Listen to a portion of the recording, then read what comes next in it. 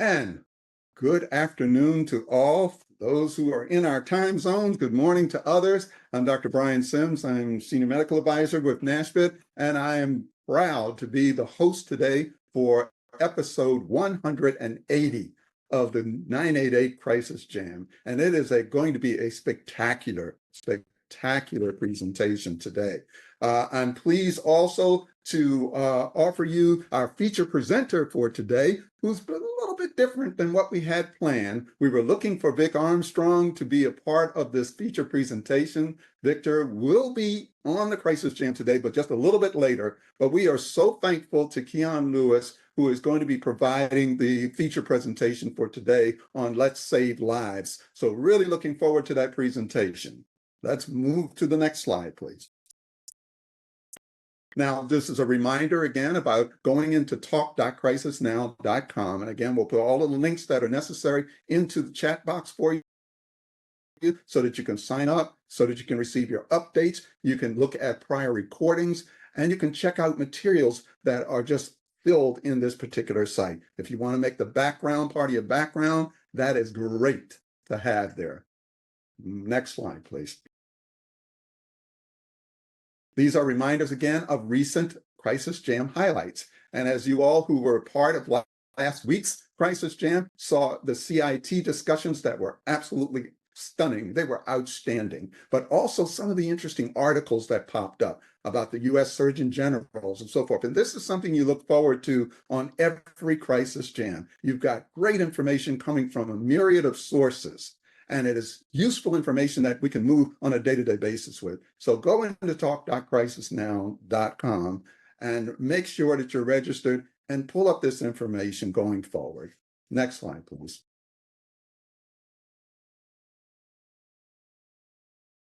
Now, nearly 500 unique speakers since the launch of the Crisis Jam in 2020. When you take a look at episode 180, you realize if you do the math, that it's been over 3 years that we've been doing these Crisis Jams, and we have had a host of wonderful speakers that have been part of this. And we're still saying to you, if you have an idea for a future Crisis Jam, please let us know and submit it based on the link that is placed in the chat box for anyone. Next slide, please. And here's a couple of articles, the first of which comes from the New York Times. And this was sent to us by Sarah Corcoran. We thank you for this article, because what it is highlighting is Montana's suicide rate, which has been shown in this article to be the highest in the U.S. for the past 3 years. And that what they noticed is that in this, most of these suicides took place involving firearms. So here is an article that really talks about a fight to save America's last best place from suicide by putting more gun laws into place that would restrict the gun usage. So an interesting article to kind of follow through based on the rates that are significantly high, not just in Montana, but in a number of other areas as well. Next slide. And in this is an article about SAMHSA, which is announcing $27.5 million in funding to improve women's behavioral health. So it's information to update, because we've been doing a lot of talking on women and maternal health to ensure that we are moving in the right direction. So please feel free to check this article out, because it's absolutely wonderful. Next slide, please. Now, this is an article, interestingly, we had a discussion with this young man just yesterday. And this young man's name is Kevin Tanner, and he is the Behavioral Health Commissioner with, excuse me, with the state of Georgia. And he had shared with us discussions with not only the Carter Center Mental Health Forum that you see on the screen here, but he was also asked by the Atlanta Braves to throw out the first pitch at their last game, which really highlights again the interest and the uptake in wanting to know more about 988. So here he is in this particular article pitching 988 to this Carter Center Mental Health Forum. So it's again another evidence of continued spreading of the word about 988 and its beneficial services. Next slide, please. At this point, we are now at our Trivia Hot Seat. And we're going to ask at this time if David Johnson will come on board with us, please. And David is the with the Kansas Department of Aging and Disability Services. David, how are you this morning? I'm doing great, Brian. Thank you. How are you today? I am great. I am wonderful. Thank you so much for taking the hot seat. We have had a vacancy in the hot seat over the past few weeks. So we thank you for taking that spot right now. And as we've talked to you about before, it's win-win. So if we can encourage others to come on board. Now, as you know, David, this is kind of like Who Wants to Be a Millionaire? So you have several options as far as going into this question. I'll be reading the question and you can either directly answer it, you can poll the audience, you can even call a friend if you so desire. And then what we'll do is just see where it goes. But regardless of the outcome of this, you will get a t-shirt, hat, or otherwise as our thanks for being a part of the Crisis Jam hot seat. So let's go on with the question. The question reads, minority populations in the United States are less likely to receive mental health services. Now, according to SAMHSA in 2019, about 48% of white adults receive services compared to 31% of Black adults, 22% of Asian adults, and 33% of Hispanic adults. So the question we have for you, David, is which of the following factors is most commonly associated with the disparity in mental health outcomes among minority populations in the U.S.? So your choices are A, higher rates of physical health issues, B, lower levels of education, C, limited access to culturally competent care, or D, increased rates of substance use. And we're asking the audience, if you will, as your poll pops up on your screen, please place your answers in as well. So David, how would you like to approach this question? Well, the first thing I'd like to say, Brian, is I'm pleased to have some team members with me from Kansas on the call. And we've got a team of 6 that I work with, along with our crisis director, who's wonderful. And so I will tell you, I anticipated the hot seat being hot, and it is, but I'll tell you, it's not just because of the seat, but it's because, as to steal some imagery from Dr. Monica Johnson, it's because Kansas is coming in hot. So we're coming in with being honest, open, and transparent. But now we've got a great team here in Kansas, and I'm pleased that they're joined with me today. As we look to answer the question, I didn't see the poll results, so I'm just going to go with kind of what my hunch is. Well, we can show you the poll results. Oh, there it is. There it is. And as you see the poll results, you see that nearly 3/4 of them or more are saying that the answer is C, limited access to culturally competent care. Yeah.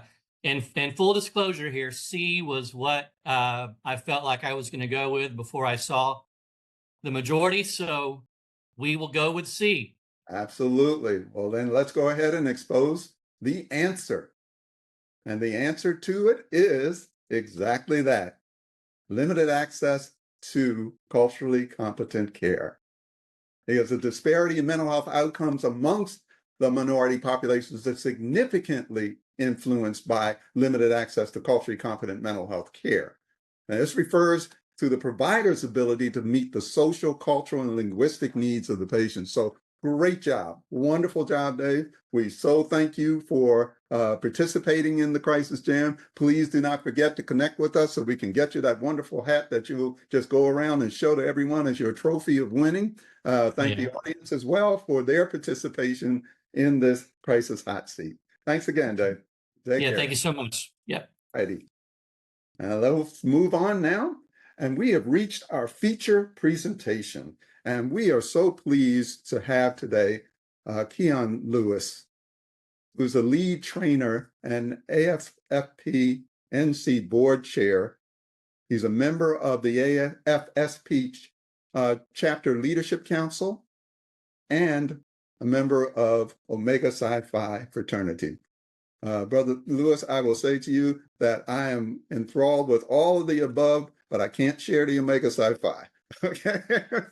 But I know you're a proud member of it, and I would never say anything negative about it, sir. I'm just messing with you, just messing with you.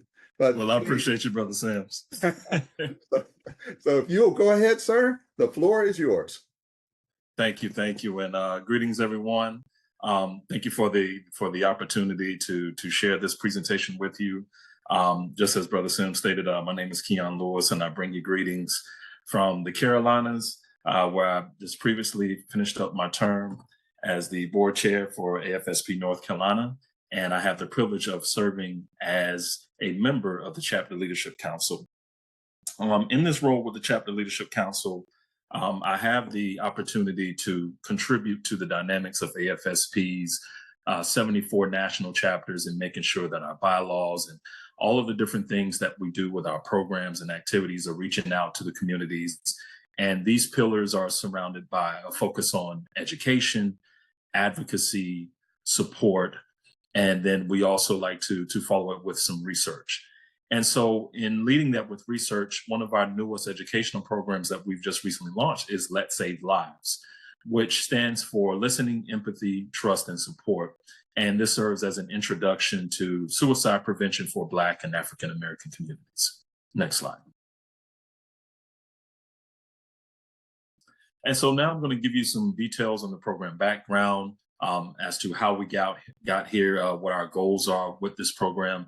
And at the conclusion of this slide deck, just to give you some information on how you can access this information and how you can share it with your respective networks. Next slide.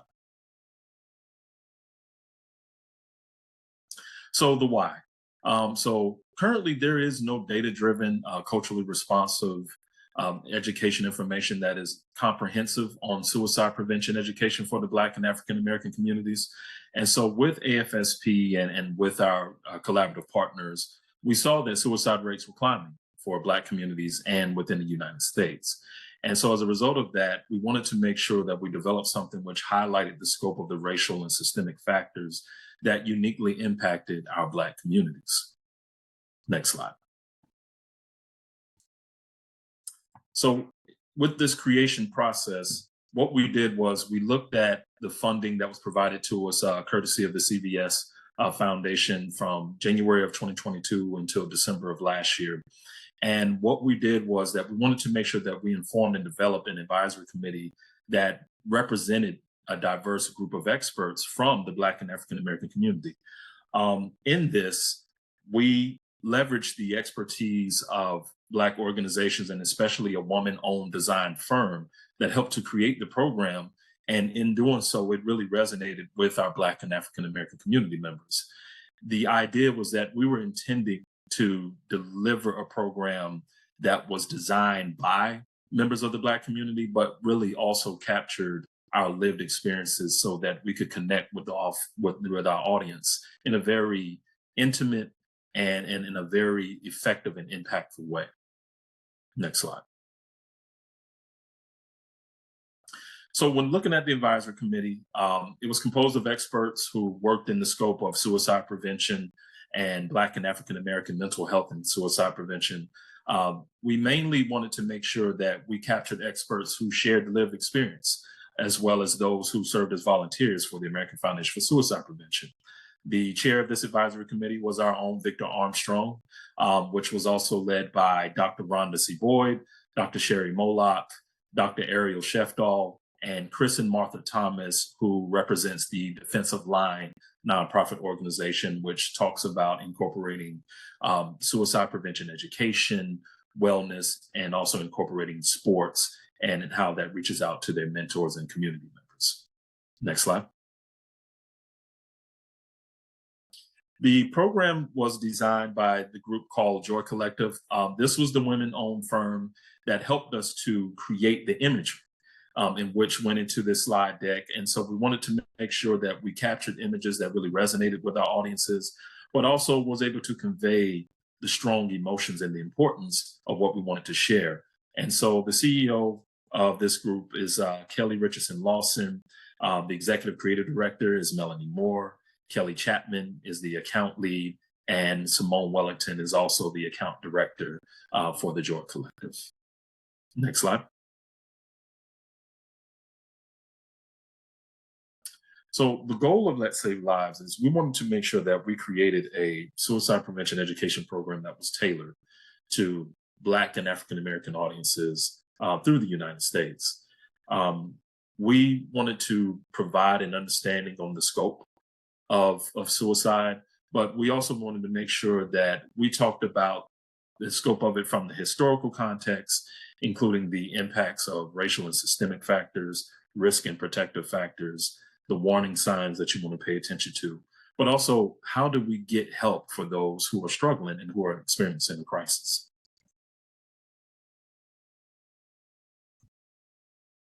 The learning objectives with this program is that participants will, number one, learn the scope of suicide among the Black and African American populations, but to also understand the racial and systemic factors that have impacted these populations. Then from there, we wanted to make sure that our audience understood the suicide risk and protective factors that are incorporated as a result of the cultural dynamics within the Black and African American communities. From there, as we go into the presentation, we wanted to help the audience recognize those warning signs, but most importantly, to gain the confidence in being able to speak someone, whether they're in suicidal or mental health distress, but really just having a comfortable conversation around the topic because of the stigma that is associated with it. And lastly, we wanted to create an educational program that helped the audience to learn how to connect someone to be able to be that guiding light and to be that conduit of resource to support them. Next slide. So within the pilot process, the program itself was piloted through 9 chapters across the country, starting in the fall of 2023. Within these 9 chapters, we conducted 13 program sessions, which included more than 317 total participants. The program was extremely well received and very well liked.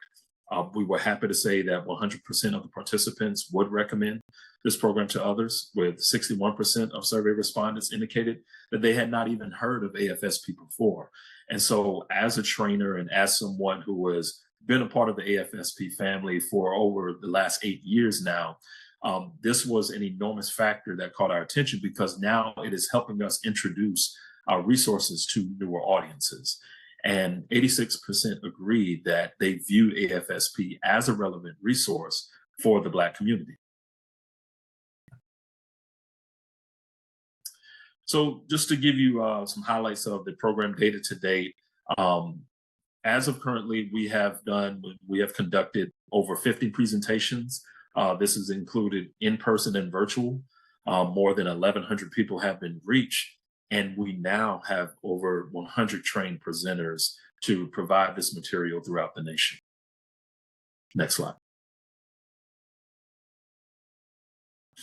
And some additional program data to date. A retrospective survey has been administered at the end of each presentation. And this gives us an opportunity to kind of capture the feedback from the audience on the things that they like, dislike, some other aspects that they would like to see incorporated into it. And so here's just some of the few highlights from that. Number one, 96% felt that suicide is a significant issue within the Black community. 93% strongly disagreed that having mental health problems is a sign of weakness. 98% are very likely to talk with someone they are concerned about. With 94% are very likely to reach out for help if they are feeling depressed or having thoughts of suicide. And 80% would definitely recommend this program to others. Next slide.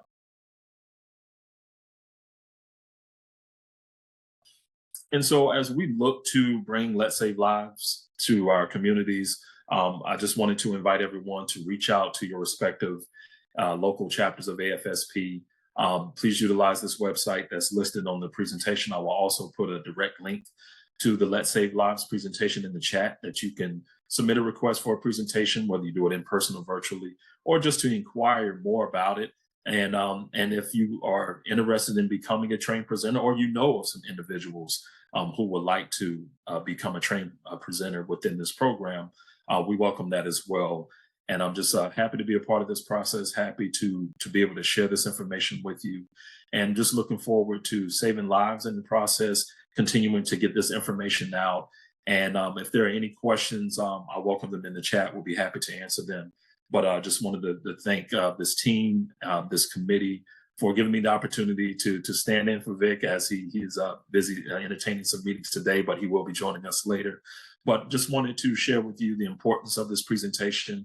And I hope that it really resonates with our respective audiences. It really resonates with you, and that you see the benefit in being able to provide this educational program throughout the nation and throughout your respective networks. Thank you, Brian.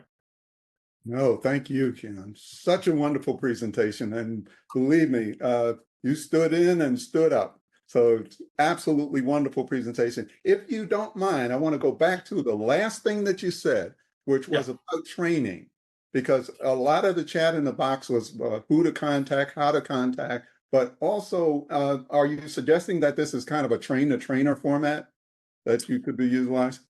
Yeah. So excellent question. So with the training itself, so we have it broken up into 2 tiers. So those who are looking to be trained in the program, this gives them an opportunity to learn the scope of what this presentation talks about, learn the flow and the cadence of the slides and the story that it tells. So everything going from the historical context on down to the strategies of supporting someone. So that's the first part of it, is learning the presentation, developing a sense of comfort.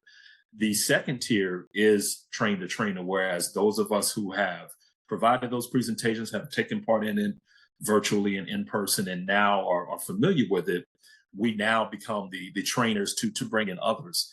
And so it's a 2-tier process. And so the first time, for those who are coming into it brand new, you're learning about it, you're developing some familiarity with it. And then from there, we have additional training programs in which we do train the trainer, in which we provide additional insights, share some of our personal experiences with providing this presentation, and supporting others who are in the space and who are newly trained in this presentation in itself, and just helping them be more comfortable in reaching out to different community affiliations and other ways that we can collaborate with different programs and organizations throughout the nation and in the communities. Well, it certainly sounds, Keon, that just by your explanation and what you've gone through, you're going to be hearing a lot of contact, at least from what I'm seeing in the chat box.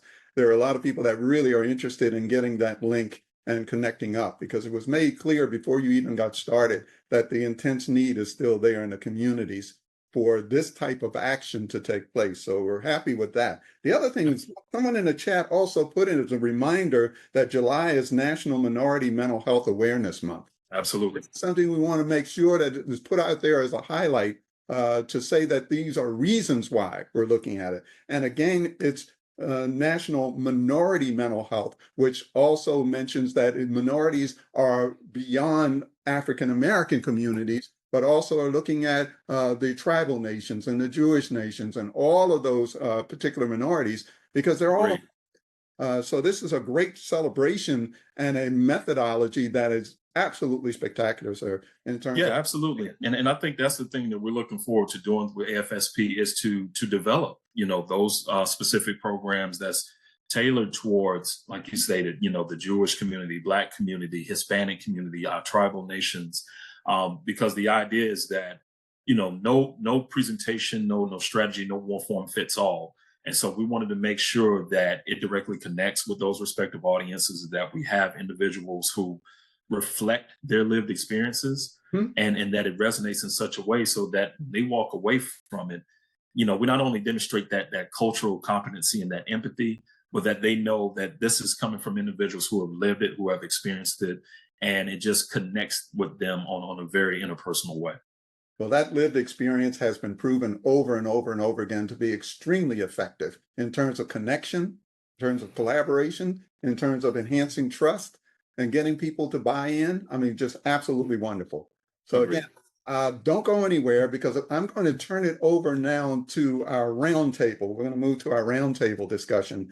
And today we are honored to have several folks to give comments. First is Stephanie Mitchell-Hughes, the attorney with Mental Health Innovator, Assistant Director of NAMI in Franklin County, Ohio. I'm going to ask for Stephanie, if you would, to come on board and just give her a couple minutes of highlights on what you've heard. Okay, thank you. I don't know if my camera doesn't seem to be on. So it's, yes, we don't see your picture. Okay. Okay, There you are.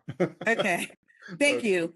Thank you for having me. So, I am a person with lived experience. I have lived with major depressive disorder and what I call generous episodes of suicidal ideation for probably almost 45, 46 years. And so I am always interested and excited to find out about new suicide prevention programs, particularly as it relates to BIPOC, Black, Indigenous people of color communities, because of some of the unique challenges that those of us who have labored and labored in this vineyard and danced with depression and white knuckled our way through episodes of suicidal thinking for a long time. And anyone who reads my work or has heard me talk about living with suicidal ideation before, one of the things that I think is incredibly important is asking why. And for people who want to come into a space and help people, support people who live with suicidal thinking, the question is, to me, why? Why am I not going to tell you that I am suicidal? And if you have lived with this for as long as I have, and you have white knuckled and seen your way through some really dark times, I can hide. I know how to keep going regardless of a suicide voice that lives inside my head. And I can hide all of that because I have had to. And I have had to because the stigma that we live with and have labored under for a long time is there. And so I think that part is essential and critical to understand. The other thing that in my work as an advocate, a mental health innovator, if you will, have become increasingly concerned about the family members who are left behind and increasingly concerned about that moment between not the suicide prevention piece, but that moment where I'm standing right there on that cliff between life and death. That moment that is there for people to understand what that moment is like.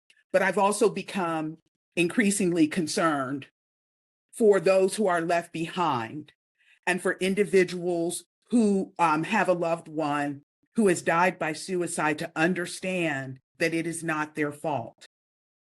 It is not their fault. And in that moment between life and death, when I'm getting ready to cross over, it is not anything that you necessarily could have done to stop me.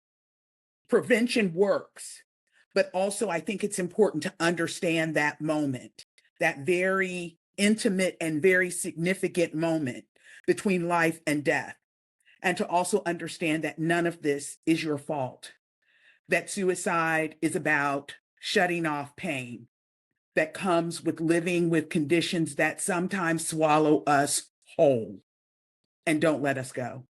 So I say kudos to you for the American Suicide Foundation for Suicide Prevention. Kudos for your program and keep doing the work. Thank you so much, Stephanie. And thank you for sharing. Because Thank you, Stephanie. Message comes out to each and every one of us and really resonates with us. Thank you so much. We're going to ask at this time for Akimi Jones, who's Assistant Director of Learning and Development and Chair of the Diversity, Equity, Inclusion Leadership Council through Recovery Innovations. If you will have some comments, thank you. Welcome. Okay, thank you. Thank you so much for having me. Absolutely. I'm going to echo what a lot of you have already pointed out. One, kudos to AFSP for really taking up this mantle of education. If you can't tell by my title, I am a huge advocate for explaining the why and providing education with regards to mental health. How can we expect individuals to get the care that they need if they don't know how to do so? And how do we expect caregivers to be confident and competent if they don't know how to do so? So I do believe that it's important that caregivers, so those of us that are in this direct care space, know how to speak the language of individuals that are in minority populations, right? How do we ask questions so that those in minority populations feel comfortable saying, yes, I am suicidal. Yes, I am thinking about ending my life. And I am confident and competent that I am in a safe space to where I can be not judged and assisted. Unfortunately, when it comes to education, we are always having to fight this barrier of unprogramming the stigma of mental health, the stigma of what it means to be a minority with mental health challenges, the stigma of what it means to be a minority with mental health challenges, as well as being suicidal. So being able to take up this mantle and acknowledge, hey, first we have to educate. We have to make sure that individuals understand how to connect with these demographics so that they can seek and receive the help that they so desperately need. So again, I just want to say thank you for picking up this work because it is not difficult and it takes many of us. So I hear you all asking for trainers and advocates, and I'm definitely interested in being both because it takes many of us coming together in this space to say, hey, the change needs to be made. And we are standing up to initiate and be that wave of change. And I just want to make a point that, you know, when we are, those of us that are in the direct care space, when we are working with minorities and we have concerns about whether or not they are suicidal, making sure that we are asking about mental pain, right? Are you having any mental or physical pain? Do you feel like a burden to others? Because those symptoms look different across different demographics. And that also hits on our hot seat trivia question about cultural competency. So overall, I believe that we are making strides in the right directions. And I do believe that I'm just blessed to be on this platform to be able to share my viewpoint, but more importantly, hear the resources and viewpoints from others. So thank you so much for allowing me this time. And AFSP, congratulations on what you're doing and keep going. Wow. Thank you, Akimi. And thank you for those beautiful words. And thank you for the inspiration that comes behind those words, because it really is an open eye issue. We're really looking at how do we get more awareness out there? And as you very appropriately mentioned about the connection with understanding that the importance of cultural competence in going into our level of care, because the trust is just so important in this. So thank you to both Stephanie as well as Akimi. Actually, if you're still around, Keon, if I could have you come back on just for a moment, sir. Yeah, absolutely. Wonderful. Because I just wanted to kind of pick your brain a little bit as far as if you had to give a quick overview of what you would want people to hear as a closeout, what would you say to them now? I would tell them, number one, I appreciate Stephanie's and Akimi's input, their insights, and their transparency, because that's what this is about, right? And this is about making a uncomfortable topic comfortable to be able to have true dialogue about, because that's what this program is for. Just as a lot of other programs that we do through AFSP, from Let's Save Lives to Talk Saves Lives, to our programs such as It's Real, is being able to create a safe space to have this type of dialogue as a means of being a source of support, or being a resource in directing individuals to getting the support and help they need. And even internally, with whether you're going through your own struggles, or you have things that directly connect to you within your family, at work, fraternities, sororities, community affiliates, programs like these are very important. And it's a great step in the right direction to helping eliminate the stigma that exists around mental health and suicide prevention. So I would just encourage the audience to just give it a chance, to give it an opportunity to learn from it, to seek it out, to share it. And even if it's just one individual or 100, I think the message behind Let's Save Lives is very impactful. It sparks a lot of conversation. It sparks great dialogue. And as someone who has been a part of this piloting process and being a trainer and being a presenter, each time it resonates with me differently. Each time it's very comforting to be able to hear and to learn from others and to build those relationships. And so I would just encourage everyone to give it a chance, and root to my brother Banks in the chat. I see I got a good brother in the chat, so it's always good to see the brothers here. But it is just very comforting to see that we are now entering a space to where this is becoming a great thing to do, and that there's a need for it, and that we now have something that is not necessarily the answer. It is not the end all, but it is a remarkable start to sparking the conversation and really helping direct our community to the resources that they need.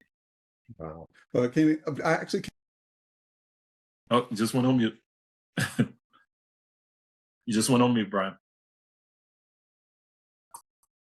You know what? I hit that button even subconsciously. But no, I just wanted to thank you so much for just delivering what was so sorely needed today. And thank you for that closeout, because it gives us hope. It continues to show us that we are moving in the right direction. We want to thank you for everything that you're doing. Thank you to also the Stephanie and Akini for your wonderful comments, because this is really a needed element. And I think people have heard it. And what I can see from the chat box is that this is the beginning of yet more progressive movement. So thank you again, Brian. And thank you for coming on board. Thank you. I appreciate it. And I'll happily share my email in the chat if anyone else wants to reach out to me. Very good. Thank you, sir. We're now ready to move to our SAMHSA update. And we have with us today Tiffany Russell, who's the Chief of Crisis and Justice Initiatives with the 988 and Behavioral Health Crisis Coordinating Office. So Tiffany, take it away. Thank you, Dr. Sims. Hi, everyone. So excited to be here. Today is the 32nd anniversary of SAMHSA, and so we're super excited that we are able to be here to provide the SAMHSA update on our anniversary. I'm sure that I can speak on behalf of all of my colleagues that we are so privileged to be a part of an agency that supports millions of people and the shaping of behavioral health policy for the nation. Each day we strive to advance mental health promotion, substance misuse prevention, treatment, and recovery services in communities across the nation that is equitable to all. We also know that this month we celebrate the second anniversary of 988. And it has truly been an honor of mine to serve as a member of the 988 and Behavioral Health Crisis Coordinating Office for the past 2 years. And we are so proud of the leaps and bounds that the 988 has made in this very, very short time, as Dr. Sims mentioned earlier today. So the last time that I was here to provide the SAMHSA update, I shared with you all about an upcoming webinar episode for Connecting to Serve, Promising Practices for 988 and 911 Collaboration. And so if you are interested in better understanding risk, liability, and the interoperability around the coordination of 988 and 911 services, you are in luck, because part 2 of that series is coming up. So we encourage you to join us for an informational webinar on that particular topic that's coming up on Thursday, July 25th, from 1 p.m. to 3 p.m. Eastern Standard Time. And during that particular webinar episode, we will offer examples of how community leaders, public safety officials, and legal counsel can work together to establish policies and procedures that provide opportunities for unified interoperability amongst 988 and 911. And so we ask that you join leaders in that field for what will be a very robust discussion on how those communities across the country and around the country can organize and coordinate with partners to consider risk and liability when delivering comprehensive crisis care. This is also going to be the final episode of this very first iteration of the Connecting to Serve, Promising Practices for 988 and 911 Collaboration webinar series. And if you have missed any of the 6 episodes, they are available online and available for you to view at any time. And we also look forward to hearing from you all about any other topics or future topics that we can cover in that series for the next time. I will put the link for registration in the chat. And if you want to find those the other episodes, you can go to our Crisis Response Technical Assistance Center's website, and I'll also drop that in the chat as well. Thank you so much. And thank you so much, Tiffany. Thank you for all that you do, and especially a big thanks to SAMHSA for its amazing work in this realm of 988. You guys are just so awesome. We look up to you. Thank you. Thank you. I think someone had asked about the link. The link will be dropped into the box. So we're now moving to the NASPIT update, and I'll be doing the update today. We had the opportunity to go to the Crisis 3 Summit in Amsterdam. And I just wanted to give you a really quick overview of one of the sectors that we were taking a look at. I had the pleasure of being the moderator for a panel that was doing a discussion on pre-admission medical clearance, either prerequisite or a barrier to access. And it was originally designed as potentially a debate. But what it more formed into was a discussion. And as we all know in the US, individuals who require more intensive mental health, substance use, suicide, or crisis care, they generally have to go to the hospital emergency department for medical clearance before being considered for referral to an inpatient crisis, residential, detox, or other specialized crisis services.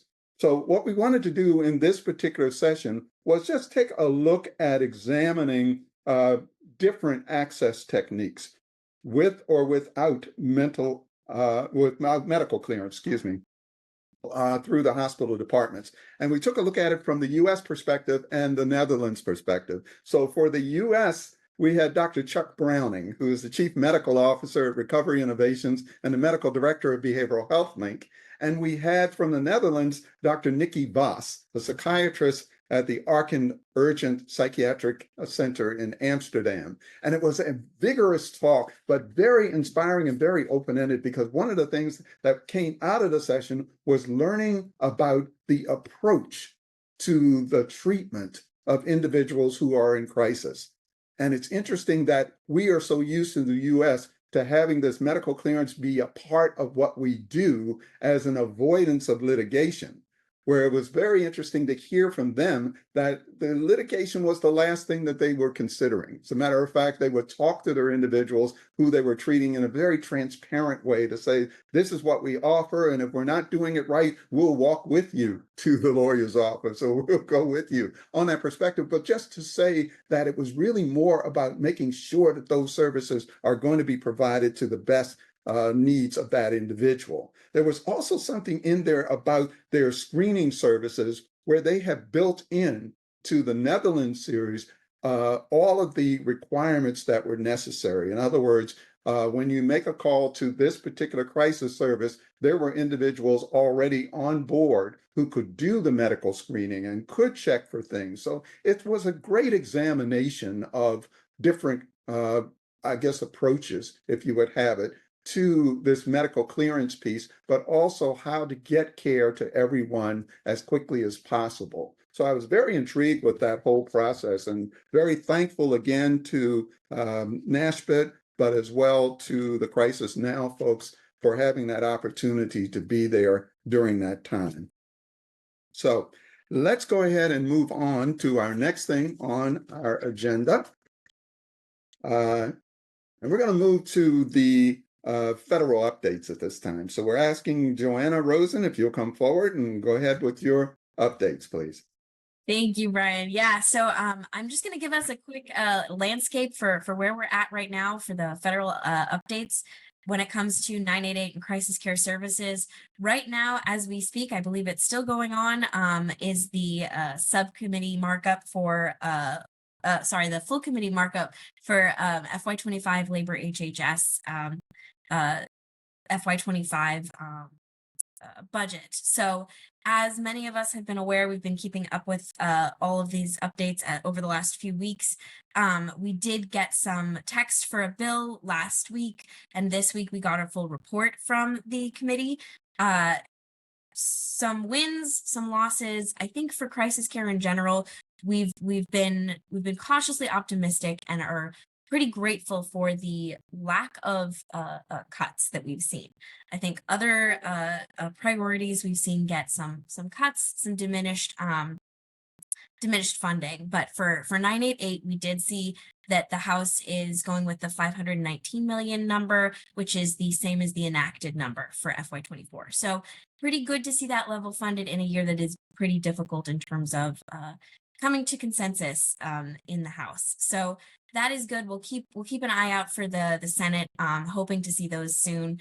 But we'll probably have a little bit more information by the end of this month, I think. Some other highlights from the bill, some funding for CCBHCs, I believe it's 385 million, and then continuation for the 5% prices set aside with the mental health block grant. So again, difficult fiscal year, a lot of debate right now. I'll be hopping back on to listen to the rest of the hearing once this call ends, just to catch up and see what I've missed in the last hour. But I think that overall we can be pretty grateful that we didn't see any cuts to 988. I think that's pretty good, and I'm pretty happy about that. So I will take that as a win. That's what I have for now. Nothing super legislative going on at the moment, but we'll check back in hopefully in a couple weeks with some more updates. Thank you. Well, Joanna, thank you. And I'm especially glad to hear the last part, that there weren't any significant cuts. I think that may be a message, I'm hoping, across the nation, that 988 is real and it is very beneficial. And it is something that I think anyone who would go up against it at this particular point in time would be looking at some opposition from a lot of sources that wouldn't ordinarily step forward. But thank you so much for that update, and continue on. Bring us some more next time. Thank you, Joanne. So let's move on now to our crisis talk. Thanks, Dr. Sims. So I'm going to bring in Dr. Thomas Joyner, who's who is a leading expert on suicide and professor at Florida State University.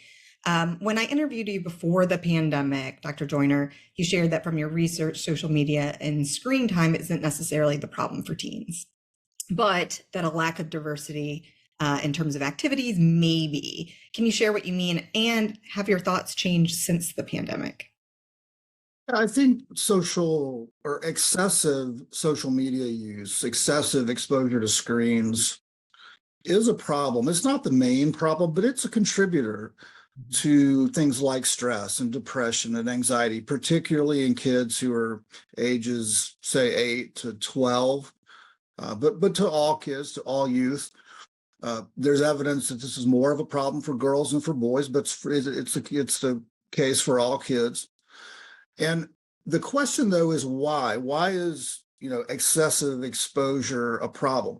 And part of it is it might be the content of social media itself, but to me, a little bit more of a promising explanation is if you're on a screen for 10, 12, 14 hours a day, what does that imply for what you're doing or what you're not doing?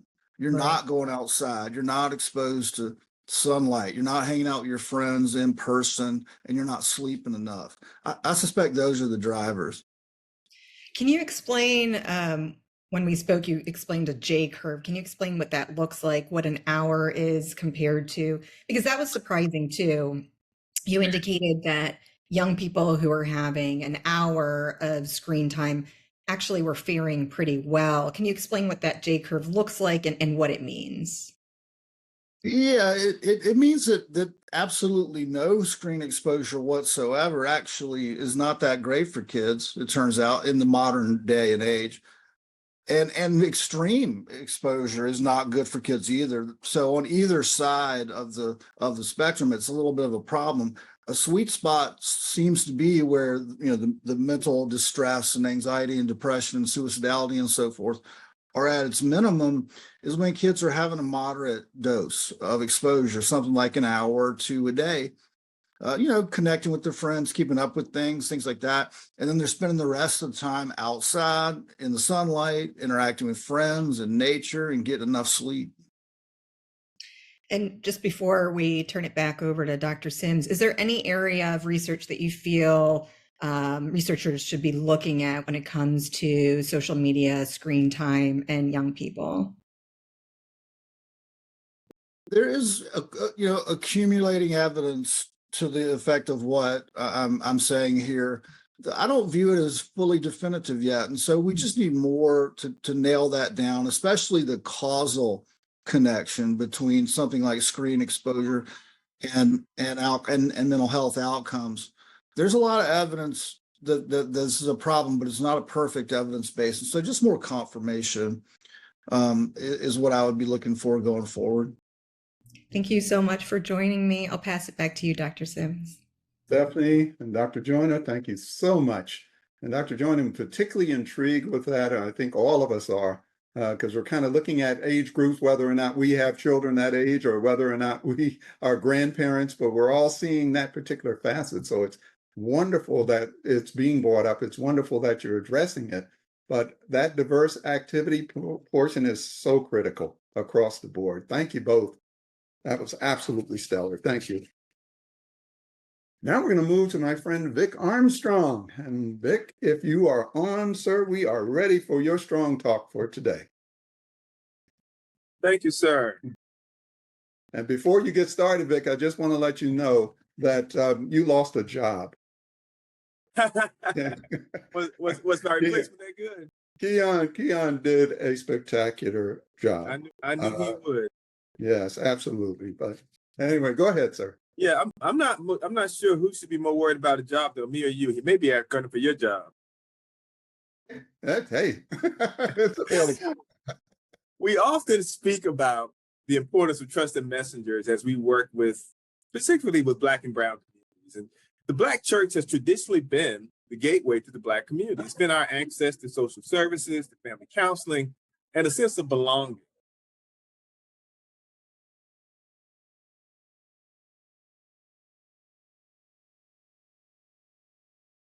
I think you're on mute, sir. Yeah, I'm sorry. You're back on mute.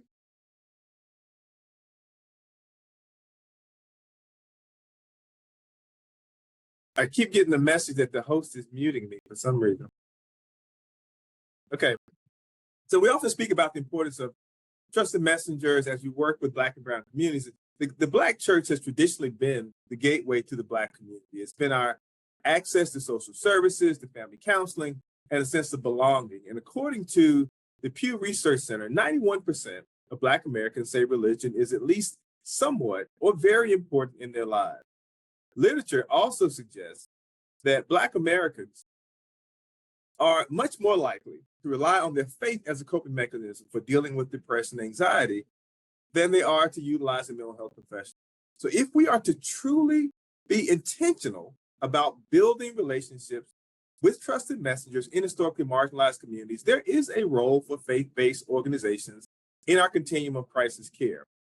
By collaborating with faith-based organizations, we can address the issue of access by supporting the creation of more mental health resources in communities of color and underserved zip codes. We can create more community-based resources that provide access to the upstream treatment in communities where people live, work, play, and worship. In Black and Brown communities, houses of faith have always been the gateway to reach and mobilize the community. They shape the religious and cultural norms, as well as help-seeking behavior. They're viewed as a place of refuge and healing. They are places of strong social connectedness and kinship. The church was the first place of social services, political activity, and social activism in the Black community. And the church has a long history of being used as a community partner for community health interventions, including primary care, community mental health, and disease prevention. Faith-based organizations can also play a role in supporting efforts to build a workforce that mirrors the population served. We have churches, mosques, and synagogues in every community. We have access to telehealth that can be utilized within houses of faith as a hub of operation, one that is a familiar and trusted messenger in the community. And we have individuals in congregations with lived experience that can be trained and certified as peer support specialists. Houses of faith, churches in Black and Brown communities are well positioned to be a source of hope and healing for those impacted by suicide. And that is not a religious sentiment. That is strong talk. Thank you. Wow.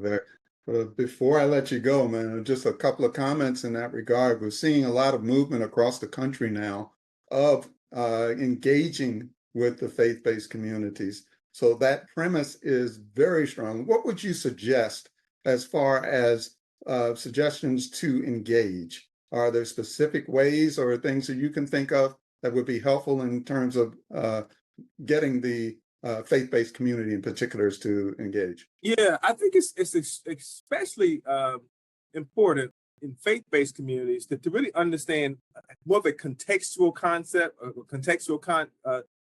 concept of how they operate, much like we do communities in general. When you're dealing with faith-based organizations, and there's often a hierarchy, there are often protocols for how you approach leadership.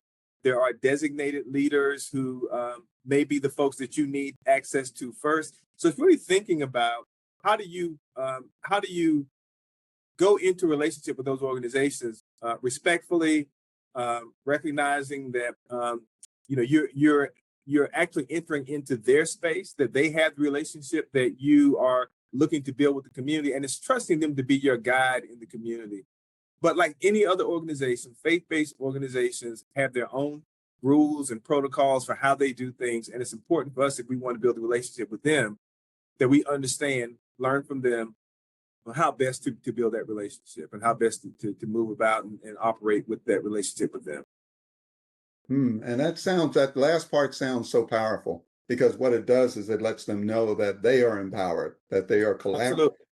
Absolutely. One thing I would say too, Brian, is when we think about partnering with faith-based organizations, we also have to think very differently about who leaders are in that space. And especially if we're thinking about rural communities, oftentimes there may be the person who's the custodian in your organization, maybe a pastor of a church.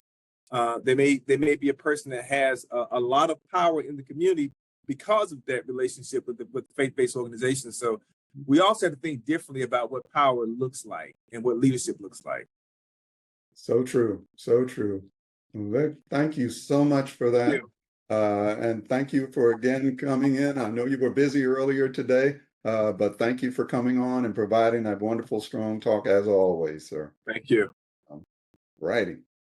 So as we move now towards the end of our day, I just wanted to pause on this next episode to highlight for you all. You've heard about this particular program on a couple of episodes of the previous Crisis Jam, but we're featuring next week, episode 181, that is going to be speaking on backpack healthcare. And you may have heard this before, but Healing Young Minds and Hafiza Muhammad actually gave a wonderful presentation with regards to how these backpacks and how this whole process has been very healing. So we invite you to join us next week for that particular Crisis Jam. It's going to be wonderful. Let's go to also the next one coming up in 2 weeks is also taking a look at safe spaces. And this is something that, again, we want to make sure that you have on your calendar, as all of you do, to make sure you're connected with Craig L.E.T.S and Angie Nielsen, who are going to do a talk on our episode 182 and still going strong. So as we come to the end of yet another Crisis Jam, I want to pause and give thanks to our featured presenters. We give thanks to Keon Lewis. We give thanks to Stephanie Mitchell-Hughes, as well as Akimi Jones, and of course, our own Vic Armstrong for providing an absolutely stellar overview of taking a look at crisis services and how to make connections in areas of need, cultures that are requiring it, are looking for it, and really processes. So we also want to give thanks to everyone else. Thank you so much for joining us in this Crisis Jam. Thank you to SAMHSA for their insights. Thank you for the federal updates, as well as our regular crisis talks, because this is what makes the Crisis Jam exactly what it is. So to each and every one of you, thank you for joining. Look forward to seeing all of you on next week's Crisis Jam. and everyone, please have a wonderful rest of your day, and we'll look forward to seeing you next week. Bye for now.